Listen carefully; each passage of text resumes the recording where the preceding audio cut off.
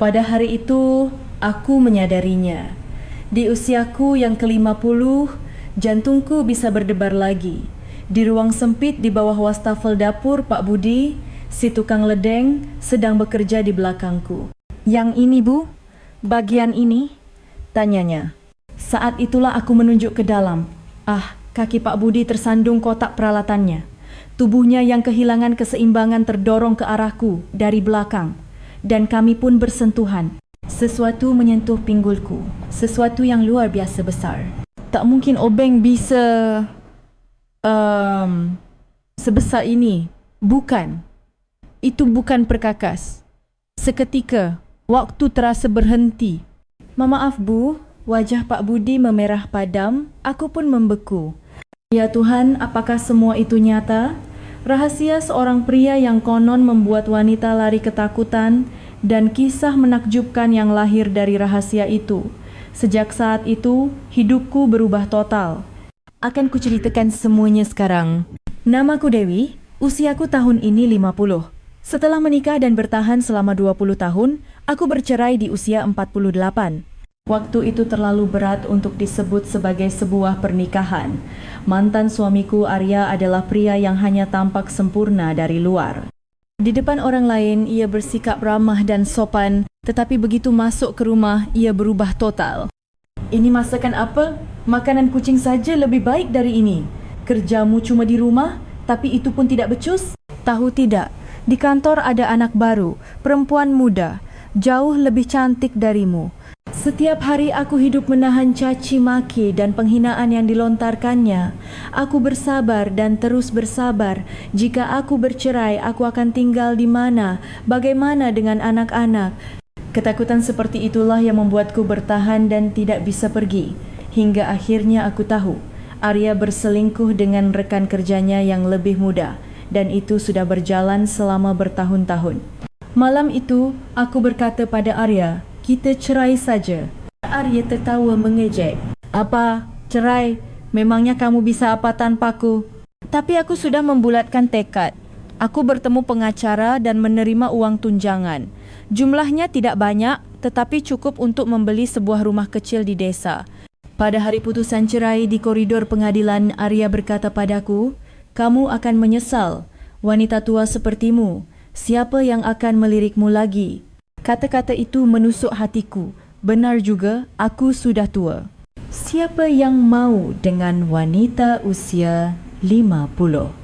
Maka aku berjanji pada diri sendiri, aku tidak akan pernah berhubungan dengan pria lagi. Aku akan hidup tenang sendirian. Begitulah aku pindah ke desa kecil ini. Rumahnya kecil. Sebuah rumah sederhana dengan 2 kamar, 1 dapur dan halaman kecil. Rumah tua ini perlu banyak perbaikan di sana-sini, tapi aku menyukainya. Tenang, tidak ada yang mengenalku dan yang terpenting, aku tidak perlu lagi mendengar suara Arya. Warga desa sangat ramah. Pak Lurah bahkan datang sendiri untuk melihat-lihat dan membantuku. Kalau ibu butuh bantuan, jangan sungkan hubungi saya kapan saja. Warga desa sini pasti akan membantu.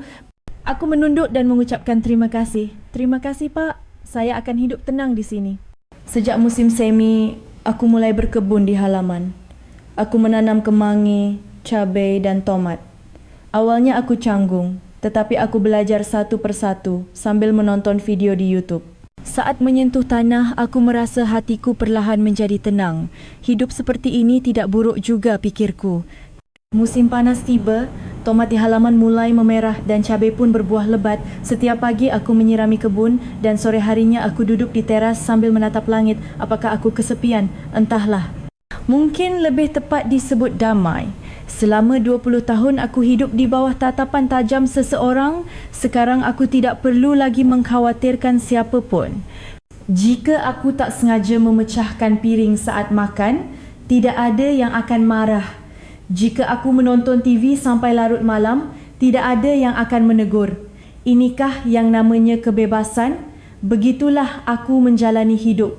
Tetapi kadang-kadang, sangat jarang, aku berfikir, apakah aku akan menua sendirian seperti ini? Usia 50, terlalu tua untuk disebut muda, tetapi masih terlalu dini untuk disebut tua renta. Saat bercermin, aku bisa melihat kerutan yang perlahan bertambah. Uban pun semakin banyak.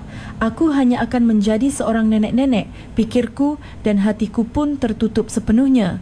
Cinta, asmara, hal-hal seperti itu tidak ada lagi dalam kamus hidupku. Aku percaya begitu sampai hari itu tiba. Hari itu sangat panas. Awal Agustus, di tengah gelombang panas yang terus-menerus. Sejak pagi, keringat sudah mengucur deras. Aku sedang menyiapkan makan siang di dapur dengan kipas angin menyala.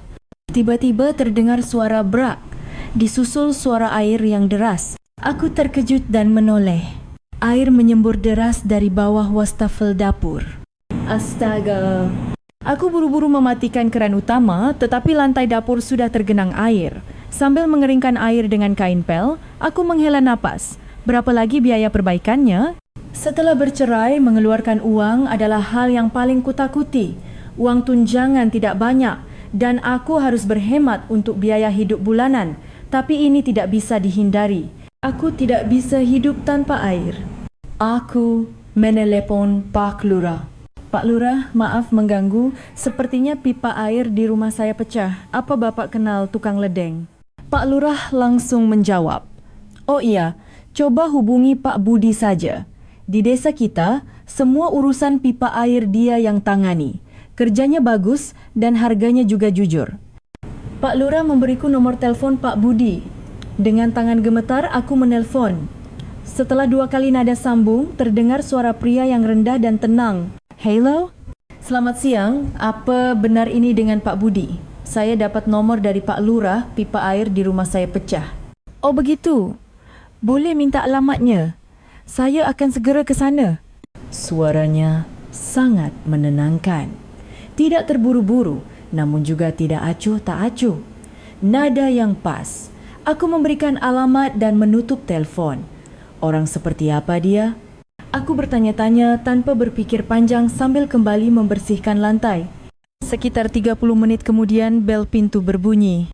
Aku menghentikan pekerjaan mengepel dan berjalan ke depan. Saat membuka pintu, aku sejenak tertegun. Pria yang berdiri di depan pintu jauh lebih mengesankan dari yang kubayangkan.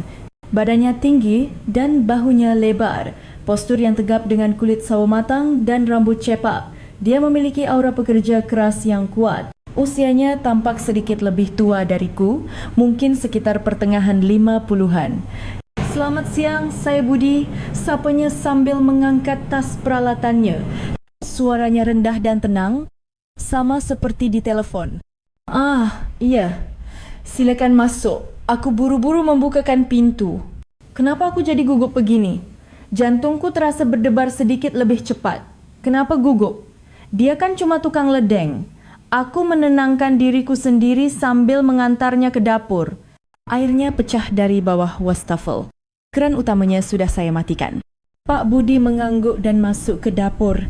Dia membuka pintu lemari di bawah wastafel dan melihat ke dalam.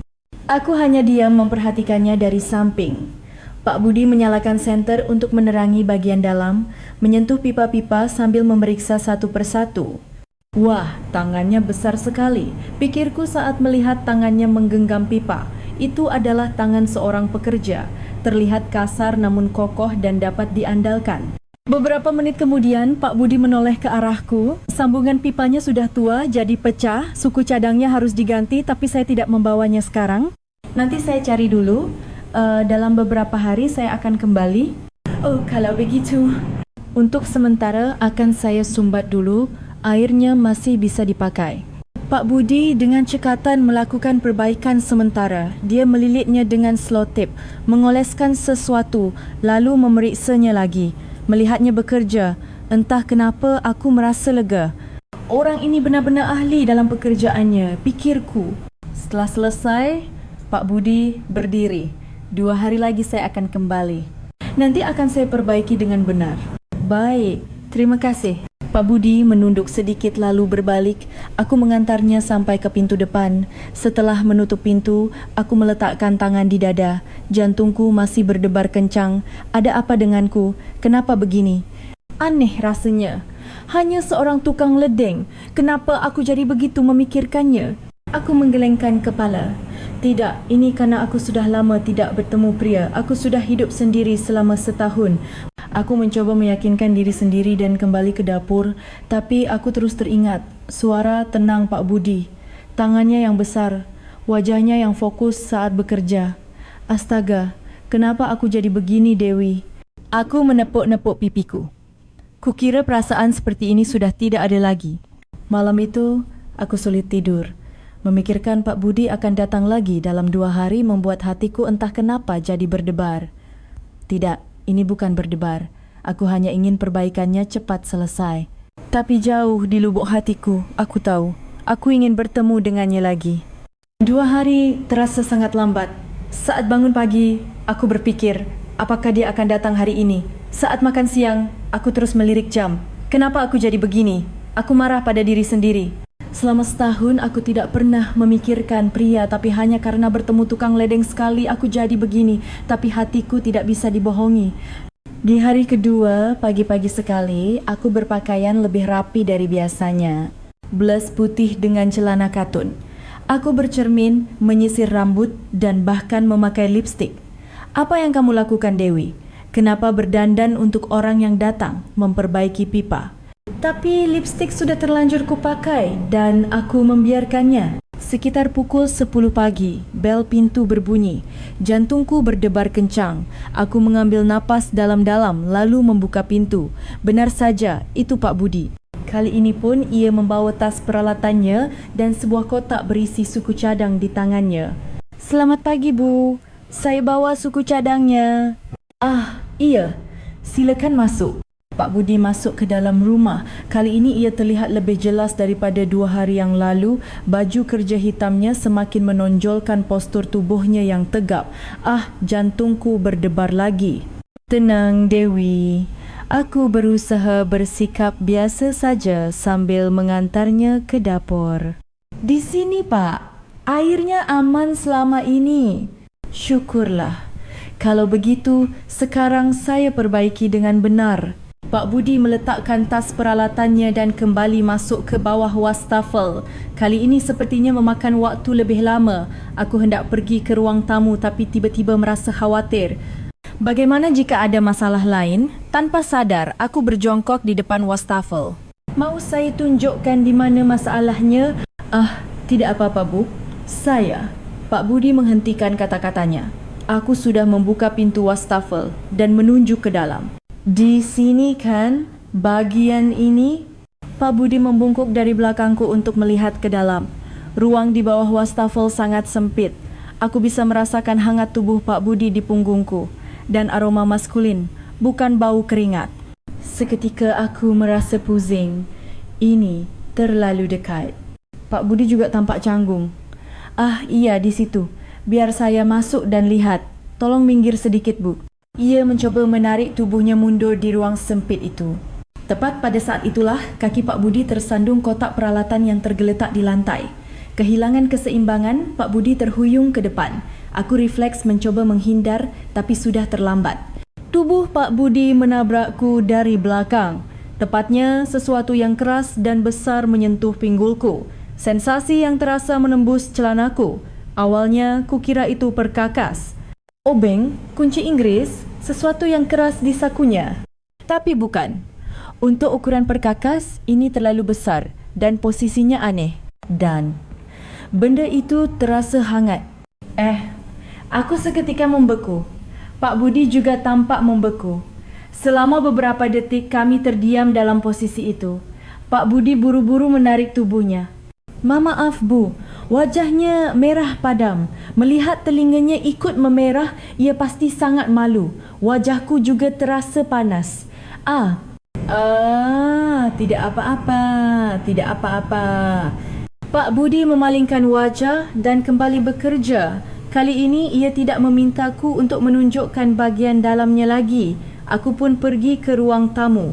Aku duduk di sofa mencoba menenangkan diri. Tapi jantungku berdebar seperti orang gila. Tadi itu, nyata sensasinya seolah masih terasa. Ukurannya benar-benar besar. Aku hanya pernah mengenal mantan suamiku, Arya. Dan jujur saja, Arya tergolong kecil. Makanya, selama pernikahan, aku selalu merasa ada yang kurang. Dulu kupikir semua pria memang seperti itu. Tapi yang kurasakan barusan benar-benar berbeza. Ya Tuhan, aku menutupi wajah dengan kedua tangan. Apa yang kupikirkan di usiaku yang sudah 50 ini? Sekitar 30 menit berlalu, terdengar suara Pak Budi dari dapur. Sudah selesai, Bu? Aku segera ke dapur. Pak Budi sedang merapikan peralatannya. Ia masih belum berani mengangkat wajahnya dengan benar. Saya coba nyalakan airnya. Dia membuka keran. Air mengalir jernih dan tidak ada yang bocor. Sempurna. Terima kasih banyak. Sama-sama, Bu. Pak Budi mengambil tas peralatannya dan buru-buru menuju pintu depan. Aku mengikutinya. Biaya perbaikannya nanti saja dihitung. Saya permisi dulu. Pak Budi keluar dari rumah seolah melarikan diri. Aku berdiri di depan pintu, menatap punggungnya. Sambil melihat bahunya yang lebar menjauh, aku menghela napas. Pasti tidak akan bertemu lagi. Kejadian tadi terlalu memalukan. Pak Budi pasti juga merasa sangat canggung. Malam itu, aku tidak bisa tidur. Meskipun aku mencoba berbaring dengan selimut menutupi kepala, momen itu terus terbayang. Beban tubuh Pak Budi, hangat tubuhnya, dan ukurannya. Astaga, kenapa aku jadi begini? Aku membenamkan wajah ke bantal, tapi di sudut hatiku, aku harus mengakuinya. Aku penasaran dengan pria itu. Budi Santoso, tukang ledeng berusia 55 tahun. Sambil berharap ia akan datang lagi, aku melewati malam tanpa tidur. Keesokan paginya, aku bangun lebih awal. Meskipun semalam kurang tidur, mataku terasa segar. Jalani saja seperti biasa, seolah tidak terjadi apa-apa. Aku menenangkan diri sambil pergi ke kebun. Terik matahari musim panas terasa menyengat. Meskipun panas, menyentuh tanah membuat hatiku tenang.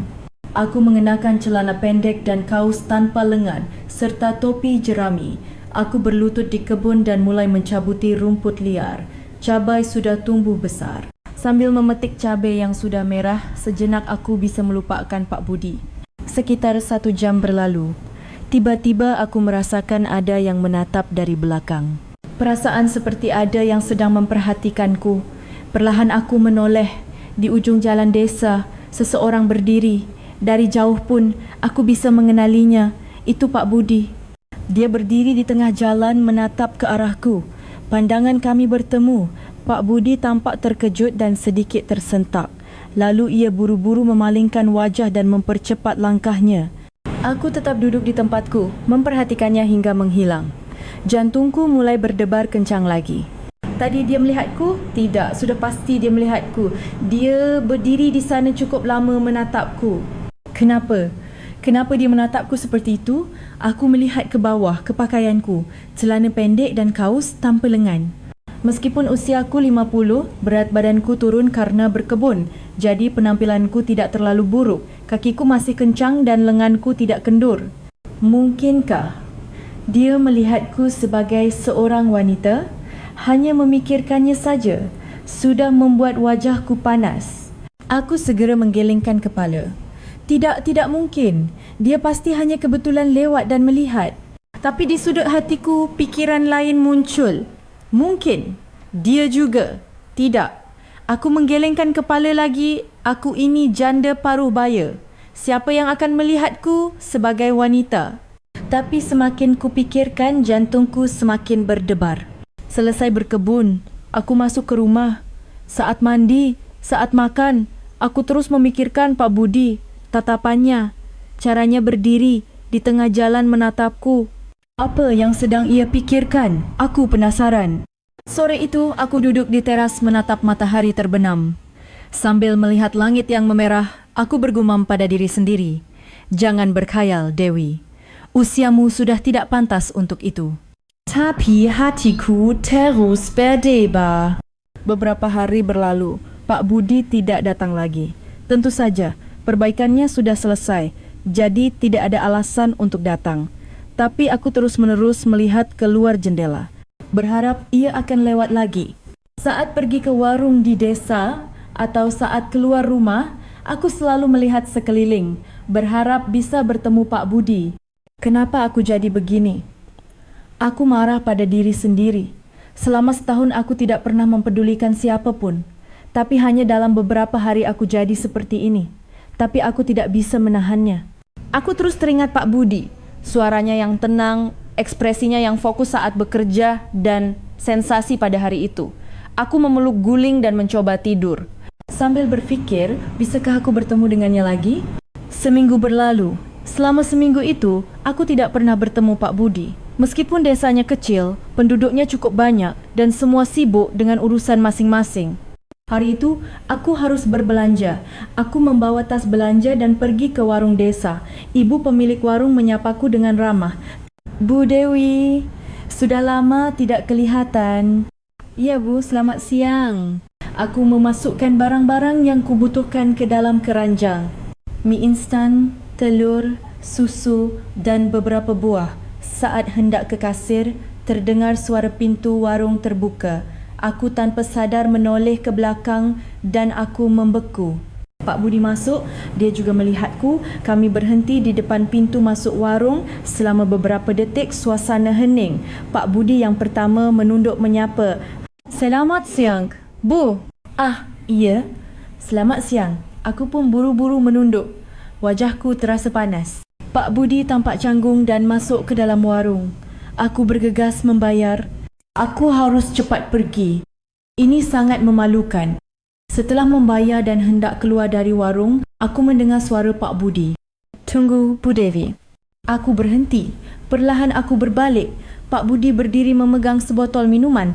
Soal hari itu, saya benar-benar minta maaf. Saya tidak sengaja. Wajahnya kembali memerah. Aku menggelengkan kepala, tidak apa-apa. Itu kan kecelakaan, jangan dipikirkan. Pak Budi tampak ingin mengatakan sesuatu lagi, tapi akhirnya tidak ada kata yang keluar. Keheningan yang canggung menyelimuti kami. Aku merasa ibu pemilik warung melirik kami bergantian sambil tersenyum kecil. Aku buru-buru berkata, kalau begitu, saya permisi dulu. Ayah, Bu. Dalam perjalanan pulang, aku mengelus dada. Jantungku berdebar kencang. Hanya sekadar menyapa, kenapa jantungku berdebar seperti ini? Tiba-tiba aku teringat kata-kata ibu pemilik warung. Tepat setelah Pak Budi keluar, ibu itu bergumam. Kasihan juga si Budi itu. Hidup sendiri pasti berat. Selalu belanja sendirian. Ya. Usianya sudah 55 tapi belum menikah juga. Sesampainya di rumah, sambil merapikan belanjaan, kata-kata itu terus terngiang di kepalaku, usia 55 dan hidup sendiri. Entah dia bercerai atau belum pernah menikah, yang jelas dia hidup sendiri sepertiku. Memikirkan itu, entah kenapa aku jadi semakin penasaran dengan Pak Budi. Beberapa hari kemudian, kami tidak sengaja bertemu lagi, kali ini di kantor pos desa.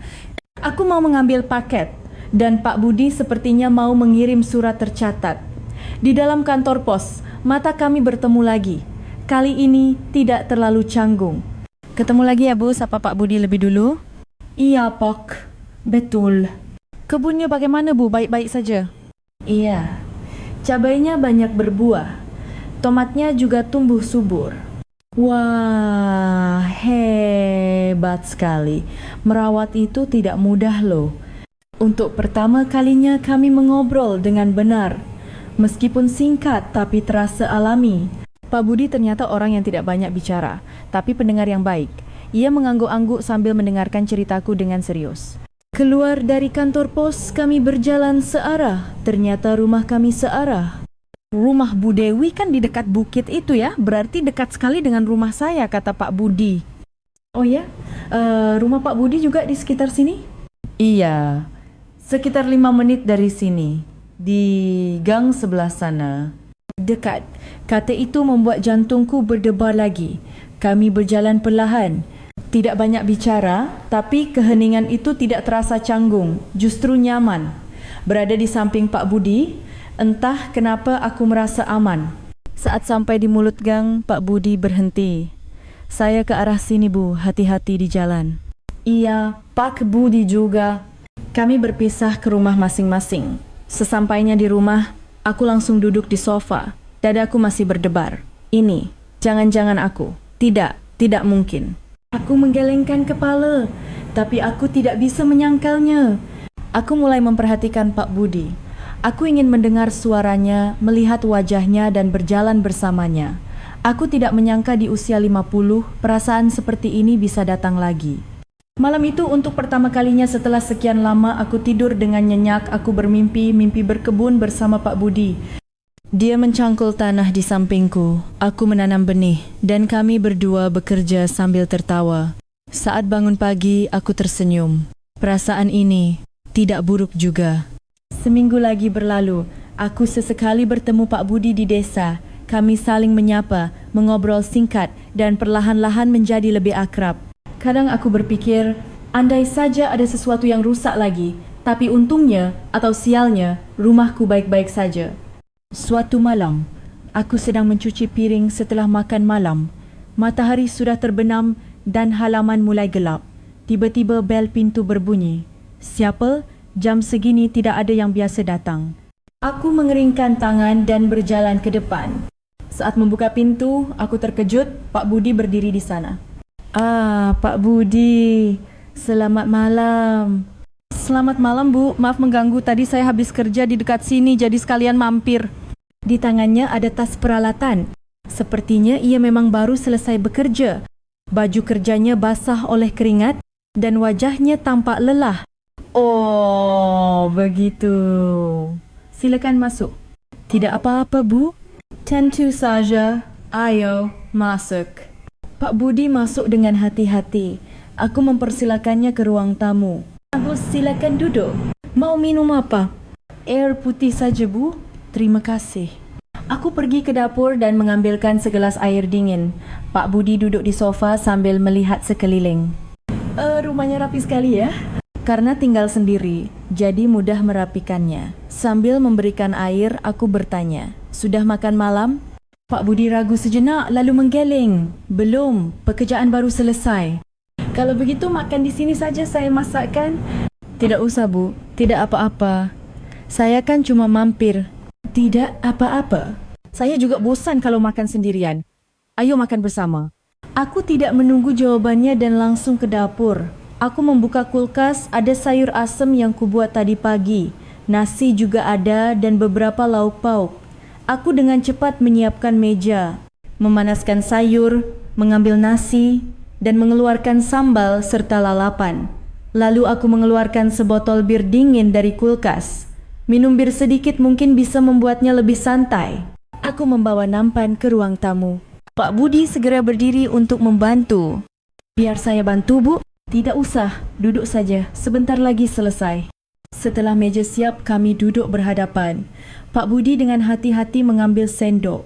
Selamat makan, Bu.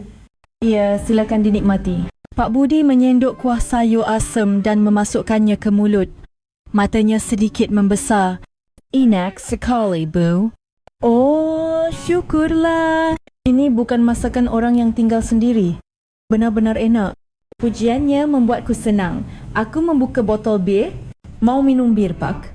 Ino damai, boleh, bo. Aku menuangkan bir ke gelasnya. Pak Budi juga menuangkan bir ke gelasku. Kami bersulang. Cheers. Bir dingin mengalir di tenggorokanku. Sudah lama aku tidak minum alkohol. Sejak hidup sendiri, tidak ada kesempatan untuk minum. Sambil makan, kami mengobrol tentang banyak hal. Sudah berapa lama Pak Budi bekerja sebagai tukang ledeng? Sudah sekitar 20 tahun.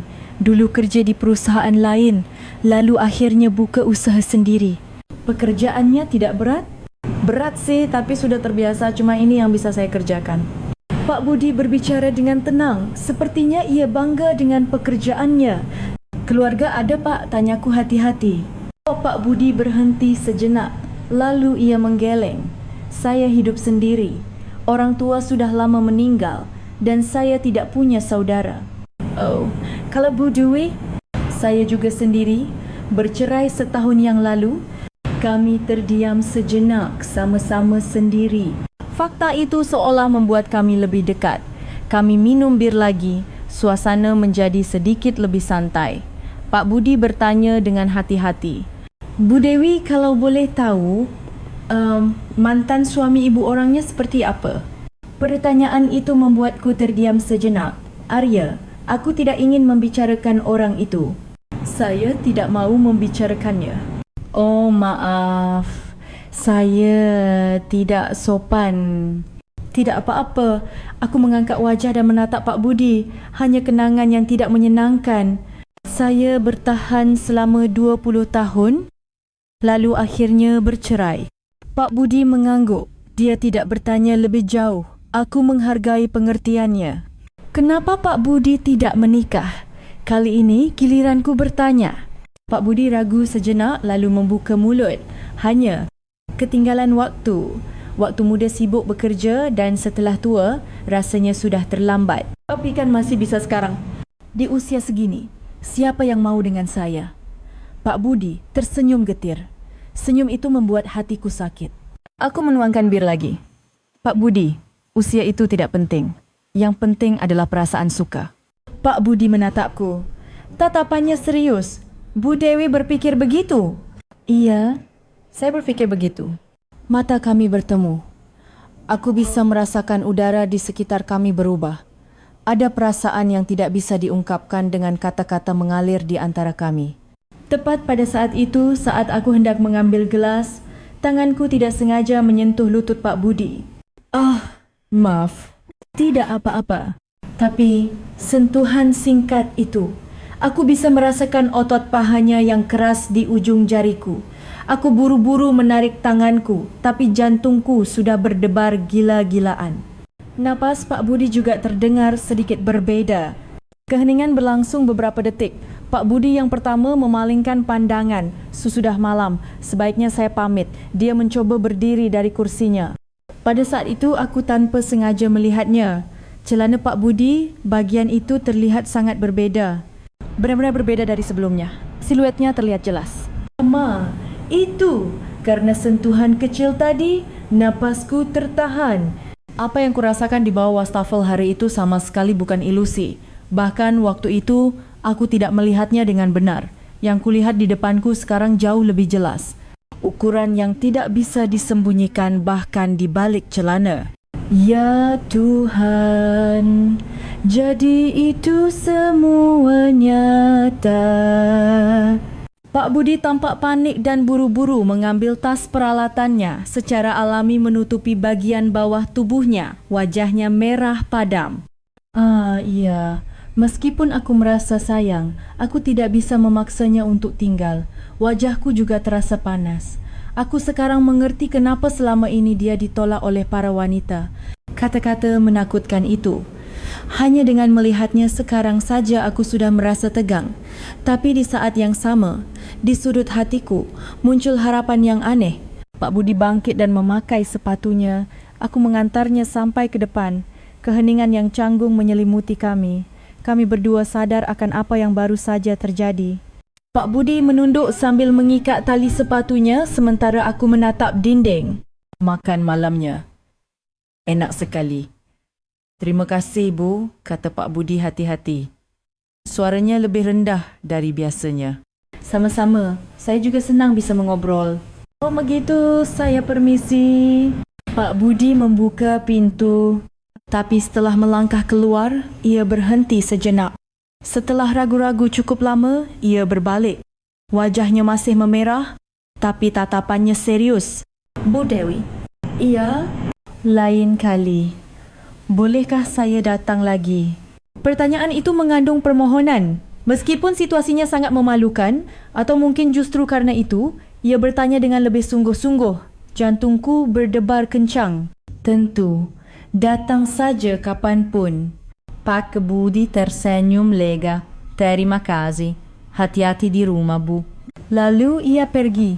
Aku menutup pintu dan berdiri di sana untuk waktu yang lama. Dadaku terasa mau meledak. Dia akan datang lagi, dia tidak menyerah padaku. Meskipun tadi sangat malu, Pak Budi masih ingin datang lagi. Kata-kata itu terus terngiang di telingaku.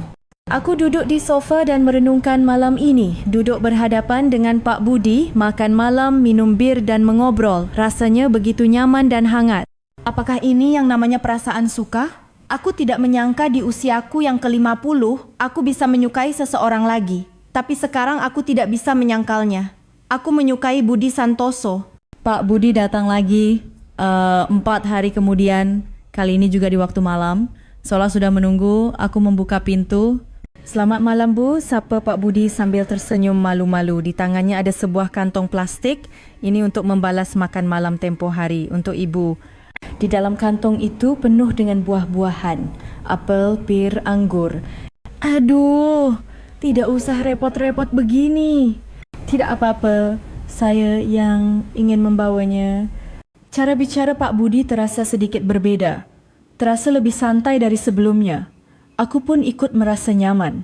Kalau begitu, ayo masuk. Kita makan malam bersama lagi. Kali ini, aku memasak gulai ayam.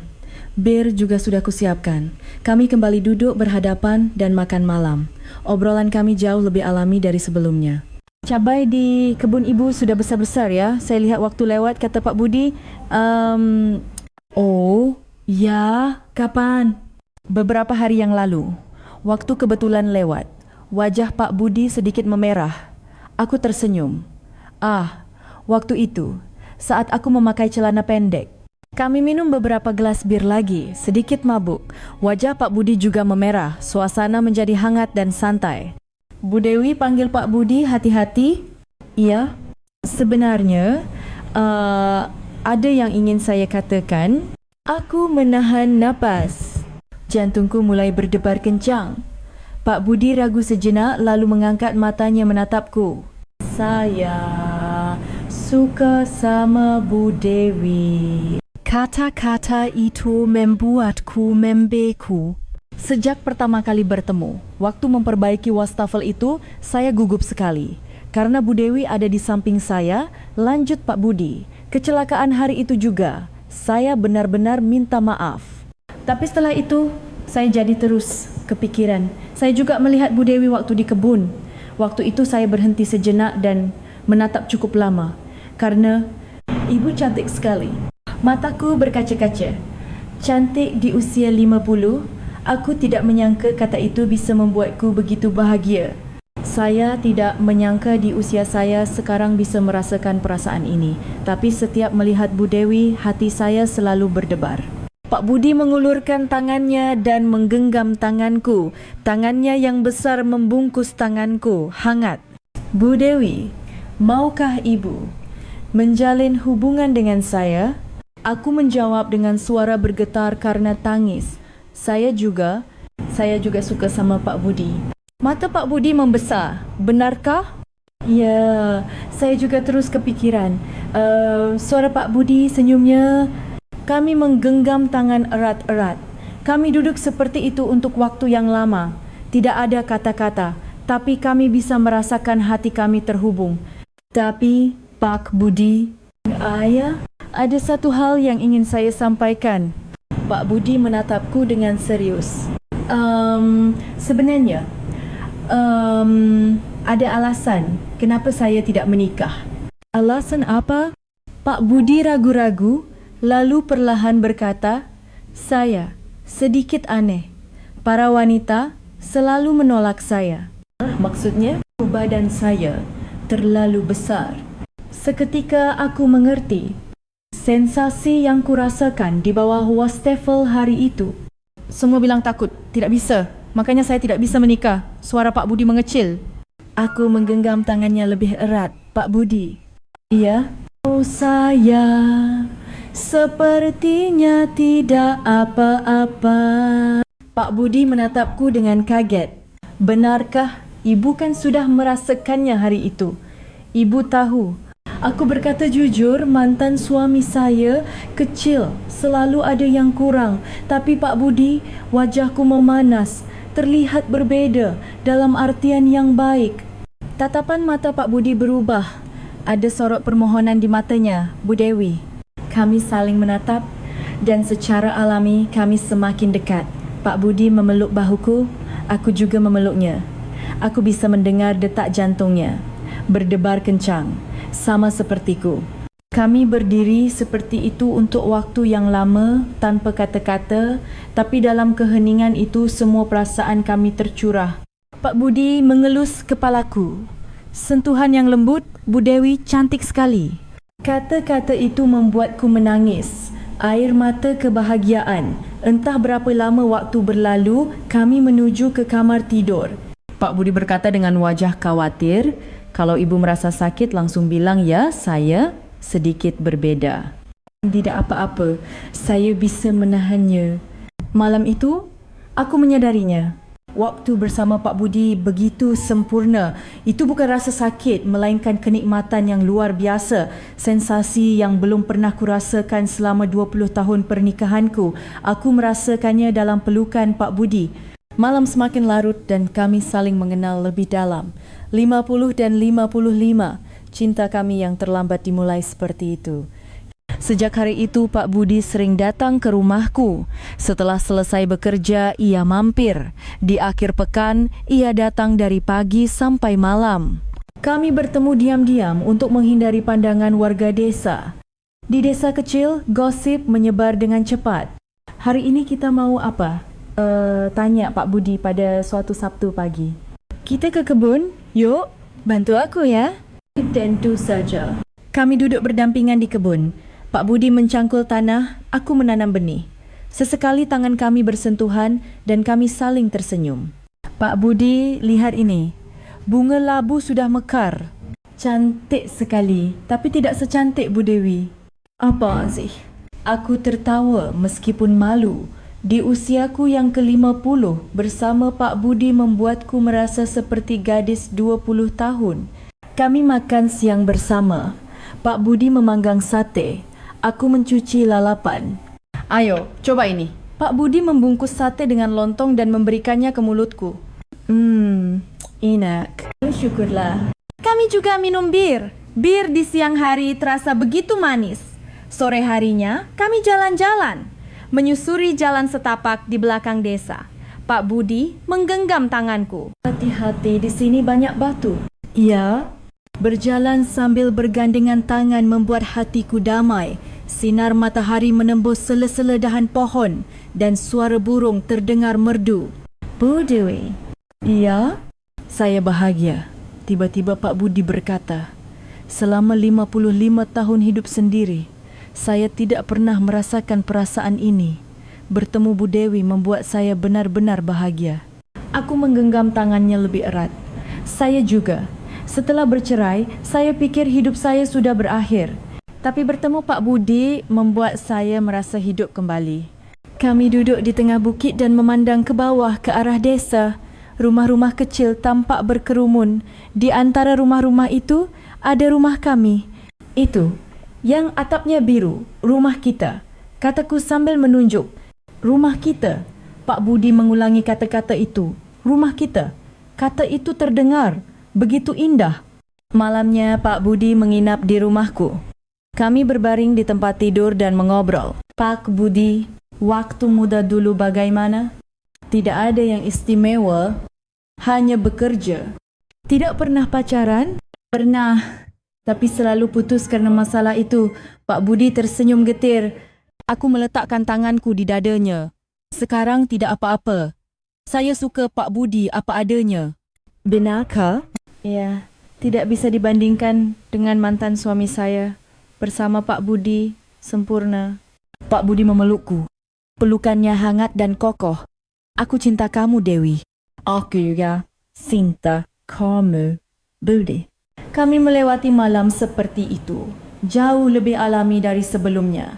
Kami saling mengenal lebih baik dan hati kami lebih nyaman.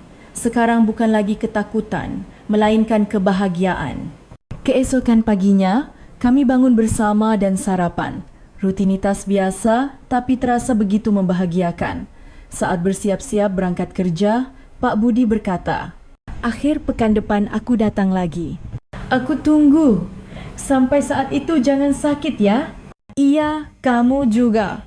Kami berpelukan di depan pintu. Pelukan yang erat tanpa khawatir ada yang melihat. Setelah Pak Budi pergi, aku tinggal sendirian di rumah yang kosong. Tapi aku tidak merasa kesepian. Kehangatan Pak Budi seolah masih tertinggal di dalam rumah. Aku duduk di sofa dan tersenyum. Apakah ini mimpi? Di usia 50, aku bisa jatuh cinta lagi. Dan cinta yang begitu sempurna. 2 bulan yang membahagiakan berlalu. Musim gugur tiba. Cabai dan tomat di kebun sudah matang dan aku memanennya bersama Pak Budi. Panen tahun ini melimpah ya, kata Pak Budi sambil tertawa. Ini semua berkat Pak Budi. Kalau sendirian, aku tidak mungkin bisa seperti ini. Kami mencuci sayuran hasil panen dan membagikannya kepada tetangga. Pak Lurah, ibu pemilik warung, semua menerimanya dengan senang hati. Bu Dewi, akhir-akhir ini wajahnya terlihat lebih ceria ya, kata Pak Lurah. Oh begitu Pak? Tentu saja. Beda sekali dengan waktu pertama kali datang. Ada kabar baik ya? Wajahku memerah. Mungkin karena saya suka tinggal di desa ini. Pak Lurah tersenyum penuh arti lalu pergi. Sore itu, aku sedang melipat cucian di rumah. Pak Budi bilang akan datang sore ini. Tiba-tiba, bel pintu berbunyi. Cepat sekali datangnya, aku membuka pintu dengan gembira. Tapi yang berdiri di depan pintu bukan Pak Budi. Arya, mantan suamiku. Seketika aku membeku. Lama tidak bertemu Dewi, kata Arya dengan senyum mengejek. Wajah yang kulihat setelah setahun tidak berubah. Masih dengan ekspresi sombong dan tatapan sinisnya. Kenapa? Kenapa kamu ke sini? Ini kan rumah mantan istriku. Kenapa aku tidak boleh datang? Tanpa menunggu jawaban, Arya masuk ke dalam. Aku buru-buru mencoba menghalanginya, tapi sudah terlambat. Keluar. Sebentar, kita bicara dulu. Duduklah. Arya duduk di sofa ruang tamuku seolah itu rumahnya sendiri. Dengan kaki gemetar, aku berdiri di seberangnya. Ada urusan apa? Aku sudah berfikir ulang, kata Arya. Perceraian kita adalah sebuah kesalahan. Ayo kita mulai lagi. Aku tidak percaya dengan apa yang ku dengar. Apa? Kita batalkan perceraian dan hidup bersama lagi. Kamu gila? Apa yang kamu bicarakan? Aku tidak gila. Aku serius. Arya bangkit dan mendekatiku. Kamu tidak bisa hidup tanpaku. Apa yang kamu lakukan di desa terpencil seperti ini? Kembalilah. Tidak akan pernah. Aku tidak akan pernah hidup denganmu lagi. Kenapa? Kamu lebih suka hidup seperti ini? Suara Arya meninggi. Iya, aku suka. Jauh lebih baik tanpa kamu. Mendengar jawabanku, wajah Arya menegang. Berani sekali kamu. Arya mencengkeram pergelangan tanganku. Sakit. Lepaskan. Kamu punya pria lain kan? Makanya kamu begini. Itu bukan urusanmu. Kita sudah bercerai. Cerai pun kamu tetap pernah jadi milikku. Arya mendorongku ke dinding. Aku berteriak. Tepat pada saat itu pintu depan terbuka dengan kasar. Pak Budi berlari masuk. Apa yang Anda lakukan? Pak Budi mendorong Arya. Arya terhuyung ke belakang. Pak Budi melindungiku di belakangnya dan menatap tajam ke arah Arya. Kamu siapa? Tanya Arya pada Pak Budi. Tiba-tiba ia tertawa mengejek. Jadi karena pria ini kamu minta cerai? Tukang ledeng. Kamu selingkuh dengan tukang ledeng, makanya minta cerai? Bukan. Saya bertemu Pak Budi setelah bercerai. Siapa yang percaya? Akan kusebarkan ke semua orang kalau kamu selingkuh dengan tukang ledeng. Bersiaplah.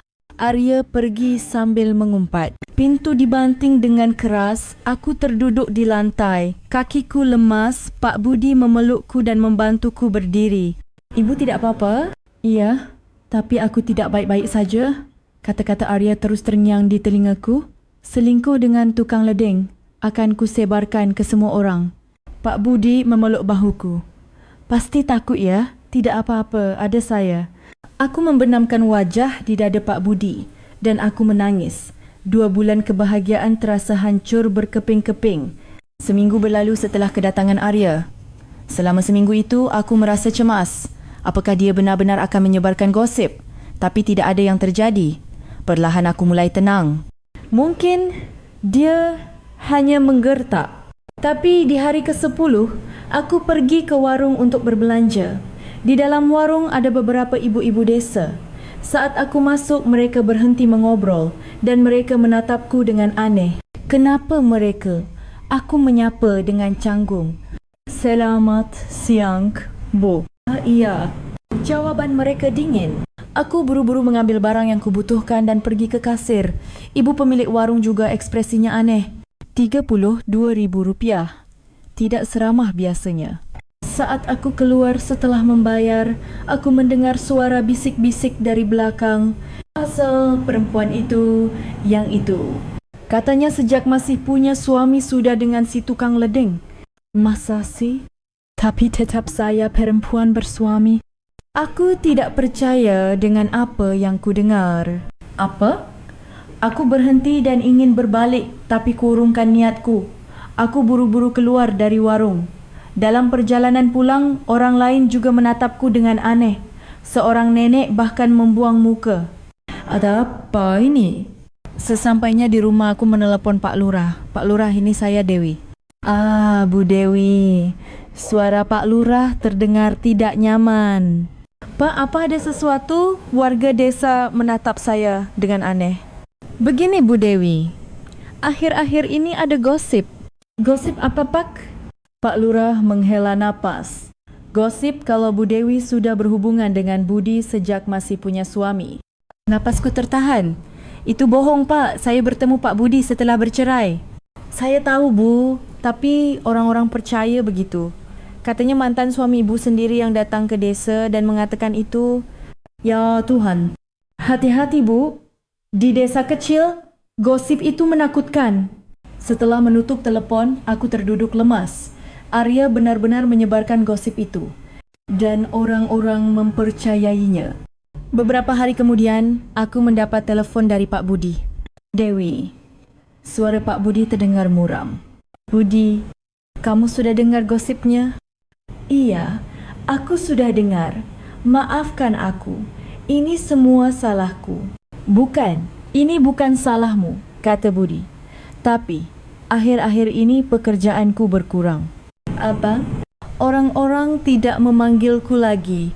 Mereka bilang aku pria perebut istri orang. Dadaku terasa sesak. Pak Lurah juga menasihatiku untuk berhati-hati. Katanya pekerjaanku jadi sepi karena gosip itu. Budi, tidak apa-apa, nanti juga akan baik-baik saja. Tapi suara Pak Budi terdengar tidak baik-baik saja. Seminggu lagi berlalu. Situasi semakin buruk. Setiap kali aku ke warung desa, aku harus mendengar bisik-bisik orang. Gara-gara perempuan itu, hidup Budi jadi hancur. Padahal masih punya suami, kok tega sama tukang ledeng. Kasihan si Budi bertemu perempuan seperti itu. Aku tidak tahan lagi. Aku menelepon Pak Budi. Budi, kita yarak-yarak dulu sebentar. Kenapa? Kalau aku ada, kamu hanya akan rugi. Sebelum gosipnya semakin parah. Apa maksudmu? Teriak Pak Budi. Dewi, aku tidak apa-apa. Aku tidak peduli dengan gosip.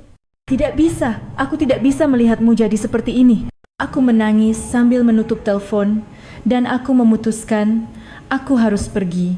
Beberapa hari kemudian, aku mulai mengemasi barang-barangku. Tidak banyak, hanya beberapa setel pakaian dan barang-barang penting. Mau pergi ke mana? Aku belum memikirkannya. Aku hanya tahu aku harus meninggalkan desa ini demi Pak Budi. Saat mengemasi barang, air mataku menetes. Kenapa jadi begini? 2 bulan kebahagiaan. Waktu berkebun bersama Pak Budi, makan bersama dan berbagi cinta. Semuanya terasa lenyap seperti mimpi.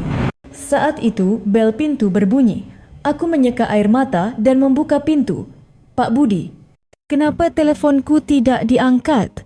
Tanya Pak Budi dengan wajah marah. Aku sedang mengemasi barang. Pak Budi melihat ke dalam dan terkejut. Kenapa mengemasi barang? Kamu mau pergi? Ke mana? Aku tidak tahu. Pokoknya pergi dari desa ini. Pak Budi masuk dan memegang bahuku. Kenapa? Kenapa mau pergi? Karena kamu. Jawabku sambil menangis. Gara-gara aku. Pekerjaanmu jadi sepi. Kamu dicemooh di desa. Jadi karena itu kamu mau pergi? Iya. Kalau aku tidak ada, kamu akan baik-baik saja. Kamu pikir aku akan baik-baik saja? Teriak Pak Budi. Tanpamu, aku tidak akan baik-baik saja. Tapi orang-orang menyebutku perebut suami orang. Kamu dituduh yang tidak-tidak. Kita bisa jelaskan kesalahpahaman itu. Bagaimana caranya? Arya akan terus menyebarkan gosip. Aku terduduk lemas. Aku tidak bisa melihat hidupmu hancur karenaku. Pak Budi berlutut di depanku. dan ia menggenggam tanganku erat-erat. Dewi, aku hidup sendiri selama 55 tahun. Aku tidak pernah merasa bahagia. Suara Pak Budi bergetar. Tapi setelah bertemu denganmu untuk pertama kalinya, aku merasa bahagia. Bangun pagi jadi menyenangkan. Setiap hari terasa ku tunggu-tunggu. Budi, aku tidak peduli dengan gosip atau pekerjaan. Pekerjaan berkurang pun tidak apa-apa. Aku bisa kerja di desa lain. Tapi tanpamu, aku tidak bisa hidup. Aku tidak bisa melepaskanmu. Pak Budi memelukku. Aku menangis di pelukannya. Kamu benar-benar tidak apa-apa? Ya, kita hadapi bersama. Pak Budi mengelus kepalaku. Kita bicara dengan Pak Lurah, kita tuntut si Arya. Kebenaran pasti akan terungkap. Tapi orang-orang akan tetap. Waktu akan membuktikannya. Mereka akan tahu kalau kita benar-benar saling mencintai. Pak Budi mengangkat wajahku. Dewi, percaya padaku. Aku akan melindungimu. Aku menatap mata Pak Budi, penuh dengan ketulusan, janji untuk melindungiku, untuk bersama-sama. Baiklah, aku mengangguk. Kita hadapi bersama. Pak Budi tersenyum dan ia memelukku erat. Kami berdiri seperti itu untuk waktu yang lama. Bongkar lagi barang-barangnya? Iya. Aku membongkar kembali barang-barangku.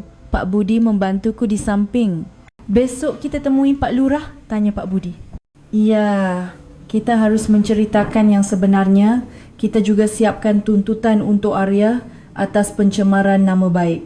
Kalau kita lakukan itu, kami saling menatap dan tersenyum. Meskipun sulit, rasanya kami bisa melewatinya bersama-sama.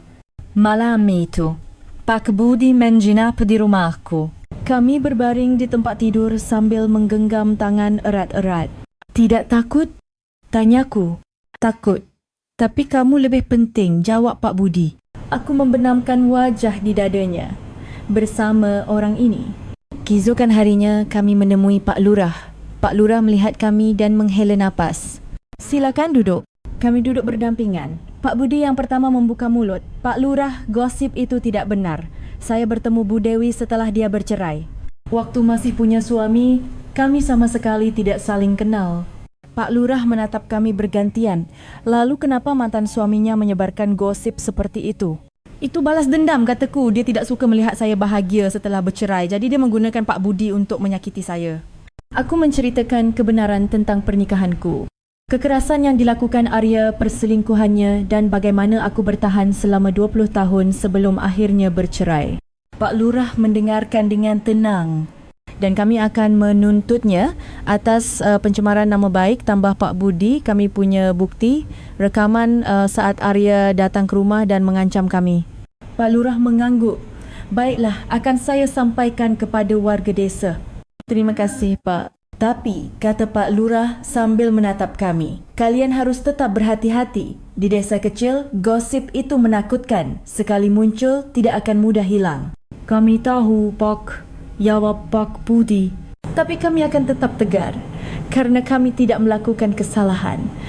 Beberapa hari kemudian Pak Lurah mengadakan rapat di balai desa. Kami juga hadir di depan warga desa. Pak Lurah menceritakan yang sebenarnya. Ibu Dewi dan Pak Budi bertemu setelah perceraian. Mantan suaminya yang menyebarkan berita bohong. Warga desa mulai berbisik. Dan Ibu Dewi selama 20 tahun mengalami kekerasan dari mantan suaminya. Itulah alasan perceraiannya. Ibu pemilik warung mengangkat tangan. Jadi, kita salah faham. Benar. Makanya saya sampaikan ini. Mulai sekarang, tolong perlakukan mereka berdua dengan baik. Setelah rapat selesai, beberapa warga menghampiri kami. Maafkan kami ya. Kami sudah salah faham. Tidak apa-apa. Kami mengerti. Aku tersenyum menjawab. Sejak hari itu, suasana desa perlahan berubah. Orang-orang kembali menyapa kami dan Pak Budi mulai mendapatkan pekerjaan lagi. Arya setelah kami layangkan somasi tidak pernah muncul lagi. Melalui pengacaranya, ia menyatakan ingin berdamai. 3 bulan berlalu, musim hujan tiba. Suatu Sabtu pagi, Pak Budi datang ke rumahku membawa barang-barangnya. Ini apa? Aku pindah ke sini, kata Pak Budi sambil tersenyum. Mulai sekarang kita tinggal bersama. Air mataku menetes air mata. kebahagiaan. Benarkah? Iya, aku sudah bilang ke Pak Lurah. Semuanya mengucapkan selamat. Pak Budi memelukku, Dewi. Ayo kita hidup bahagia. Iya, ayo hidup bahagia. Kami berpelukan. Di halaman, hujan pertama turun rintik-rintik. Hujan yang lembut membasahi kebun kami. Sore harinya kami mengundang warga desa. Sebuah syukuran kecil. Pak Lurah, ibu pemilik warung dan tetangga-tetangga datang. Selamat ya untuk kalian berdua. Terima kasih. Kami tersenyum menyapa. Kami mengobrol dengan mereka hingga larut malam. Setelah semua pulang, tinggal kami berdua. Lelah ya? Tanya Pak Budi. Tidak, bahagia. Aku menggenggam tangan Pak Budi. Budi, terima kasih. Sudah melindungiku. Itu sudah tugasku. Pak Budi mencium keningku. Kami menatap keluar jendela. Hujan masih turun, membasahi kebun, halaman dan membuat dunia terasa sejuk. Musim tanam berikutnya kita tanam apa ya? Tanyaku. Tanam apa saja yang kamu suka. Bagaimana kalau stroberi? Kamu kan suka? Boleh, kita tanam bersama. Kami saling menatap dan tersenyum. 50 dan 55. Cinta kami yang terlambat dimulai seperti ini. Meskipun sulit, akhirnya kami menemukan kebahagiaan. Usia hanyalah angka. Kami membuktikan bahawa cinta sejati bisa dimulai kapan saja. Malam itu, kami tidur bersama. Dalam pelukan Pak Budi, aku tertawa. Kenapa tertawa? Tanya Pak Budi. Hanya teringat waktu pertama kali merasakannya di bawah wastafel. Kukira itu obeng. Wajah Pak Budi memerah. Itu benar-benar kecelakaan. Aku tahu. Tapi berkat kecelakaan itu, aku jadi tidak bisa melupakanmu. Dewi, katanya wanita lain lari ketakutan? Dasar bodoh mereka. Aku menepuk dadanya pelan. Aku bisa menahannya dengan baik, kan? Bukan menahannya. Aku bahagia. Pak Budi tersenyum malu. Seumur hidupku, aku juga baru pertama kali merasa bahagia. Jadi, kamu harus terus baik-baik padaku ya, Budi. Iya, seumur hidupku aku akan baik padamu. Kami saling menatap dan tersenyum. 50 dan 55. Bagi orang lain, mungkin cinta kami terlihat konyol. Tapi bagi kami, ini sempurna. Di luar, hujan terus turun. Lembut dan menenangkan.